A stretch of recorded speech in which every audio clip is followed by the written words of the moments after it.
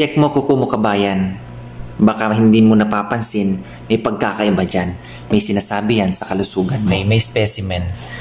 Tapos, napansin ko kasi na kanyang ESR, okay, erythrocyte sedimentation rate, ang pinagawa ng pasyente, nirequest ni doktor ESR, ASO, rheumatoid factor, CBC, kidney panel, liver panel, at saka thyroid. Base sa resulta ng pasyente kabayan, ito sobrang taas ng kanyang ESR.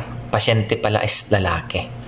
Okay, ang ESR niya is 85. Ang normal ng ESR sa lalaki hanggang 10 lang. Okay.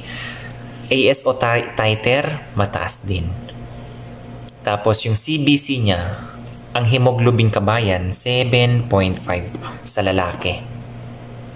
Sobrang baba niyan. Okay. Dapat nasa 11.5 to 16.4 ang hemoglobin, gram per DL. Ngayon, nagtaka kasi ako, yung kidney panel normal, yung SGPT, SGOT sa liver function, medyo mataas. Lalo na yung SGOT. Gusto kong maklaro for double check, kaya pinatawag yung pasyente. Sabi ko gusto kong makita yung pasyente at ako ang kukuha ng dugo. Ngayon, pumunta yung pasyente dito. Alam niyo sa totoo lang, siyempre, pag ganyan ko ng kamay, nakita ko yung kuko kabayan. Doon ako na ano sa kuko niya. Sabi ko, anong nangyari sa kuko mo? Tapos, habang nire-ready ko yung pagkuha ng dugo, sinasabihan ko siya na, bakit ano ba ang ano mo? Bakit ka nagpa-check up? Ganyan. Ito lang nahihirapan siyang makatulog sa gabi dahil parang nalulunod daw siya sa hangin. Yun lang ano niya. Tapos pagising sa umaga, dapat supposedly maganda ang pakiramdam, parang hinahapo. Okay? Masakit ang dibdib daw.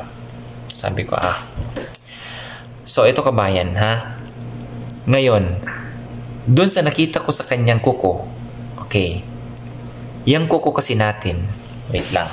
So, yung kuko kasi natin kabayan, meron yan ding sinasabi sa kalusugan natin. Okay, ito yung kuko tingnan nyo yung kuko ng pasyente. Ito guys, pansinin nyo yung kamay. Ito yung kamay ko sa kamay nitong pasyente. Anong napapansin nyo sa kuko? Yan. Okay. Ayan. Di ba wala kayong nakikitang puti? Anong ibig sabihin yan? Okay, may sinasabi yan sa kalusugan. Alam mo? Ang layo, di ba? Sabi kita? Ito guys, tingnan nyo to. Pag pinagdikit mo yung ano niya, hindi mo na maano. Dahil, tingnan nyo, iba. Diba? Tani. Tsaka tingnan nyo, naninilaw yung pasyente. Diba wala? Pag pinagdikit mo, hindi na siya kagaya ng ganitong may curve. Yan sa akin. So, anong ibig sabihin niyan? May sinasabi yan sa kalusugan.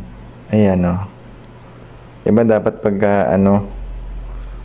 may gap yan sa loob. Kaso wala. Kasi tingnan niya yung kuko niya. Paangat. Yung kuko, paangat. Tingnan mo itong sa akin. Ito paumbok. Tapos ito sa akin. Ito ka na lang gitna. Wala siya dito. Tsaka walang puti. Diba dito, tingnan nyo may puti yan. Yan, yung puti. Sa kanya, wala. Diba nakita nyo? Yung kuko niya, hindi siya pa ganito na may curve dito pababa. Okay? At nakita nyo naman yung puti, anong tawag ba dyan?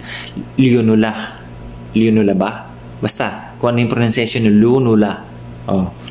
Correct me if I'm wrong lunula. Yung tawag sa puti. Wala na. tapos maumbok. Okay? Tapos yung pasyente, tinanong ko kung naninigarilyo. Ang sabi niya, kasi Indian yung pasyente, yung nilalagay sa ang tawag sa atin dyan sa Pilipinas, nga. Dito kasi tambak kung tawagin, tambak. Yung nilalagay sa bibig, yung nakakita mo na nakaganyan lang siya dyan. Yung may kasamang tabako, ganyan guys, sa atin sa mama na may pag dumura ka kulay pula. Yun ang lagi niyang inaano. Hindi siya naninigarilyo pero yung tambak ang ano niya. So ikaw, i-check mo ngayon yung kuko mo. Okay? Disclaimer, hindi naman ibig sabihin na kapag okay ang status ng kuko mo, okay, may butas, meron kang nunula na makanda, meron kang yung body, walang mga stripes dyan, walang mga puti-puti na sobra dyan, walang dot dyan, hindi bluish, hindi ganon. Hindi ibig sabihin na hindi ka pwedeng magkaroon ng sakit. Okay? Isa lang yan sa mga pwedeng indikasyon ng iba pang mga diseases na pwedeng makita sa kalusugan mo through sa kuko. Pero hindi ibig sabihin na lahat ng sakit ay nakikita sa pamamagitan ng pag-iba-iba ng hugis at kulay ng kuko. Ang normal na kuko ay dapat yung, sabihin ko na lang ganito, di ba? I-check mo kasi tingnan mo, di ba pinagawa ko dun sa pasyente? Sige nga, ganun mo nga.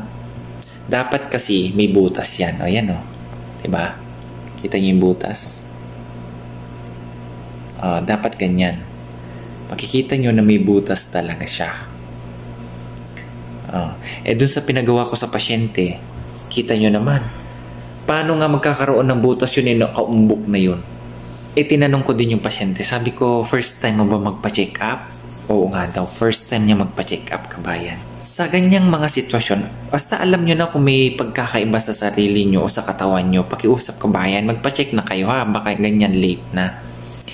Tapos, sinabihan siya ng doktor na i-2D echo siya. 2D echo, 2-dimensional echocardiogram with Doppler, ECG at saka X-ray para makita yung sa lungs at saka sa puso. Okay?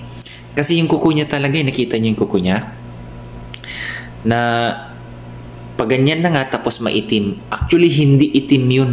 Kulay blue kung titignan ko yun, yung kuko niya. Okay? Ikaw ba naman, nakita mo medyo nanilaw-nilaw yung kamay. Okay? Kasi ang ano niyan is hemoglobin niya sa makina 7.5 lang. Minsan 'di ba yung puti na yan sobrang lahat yan kulay puti. May sinasabi yan sa bato, mga ganyan. Tapos may mga guhit-guhit na itim, may sinasabi din yan. Tapos yung ganito, yung parang ano to? Extension ba ang tawag diyan? So yung ano yun ganito. Pag yan naninilaw, may sinasabi din. Tapos kapag ito may bitak-bitak o kaya may parang ano na dyan, may sinasabi din ang ano nyo. Kaya ngayon, okay, check nyo yung mga kuko nyo.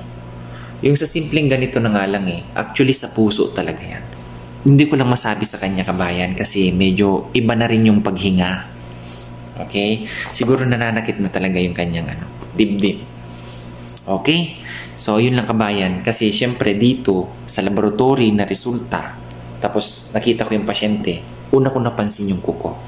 Kaya kahit simple lang yan sa kuko, pero may sinasabi din sa katawan niyang, kabayan, ha? Okay? Maging mapagmatsyag ka rin sa mga pagbabago sa kalusugan mo. Para at least, lagi kong sinasabi, habang maaga pa, maagapan nyo na yan. Okay? Iba pa rin kapag wala ka nararamdamang sakit sa katawan mo, kabayan. Kahit wala ka, basta malusog, walang nararamdaman, ang himbing ng tulog, tuloy ang buhay. Okay? God bless.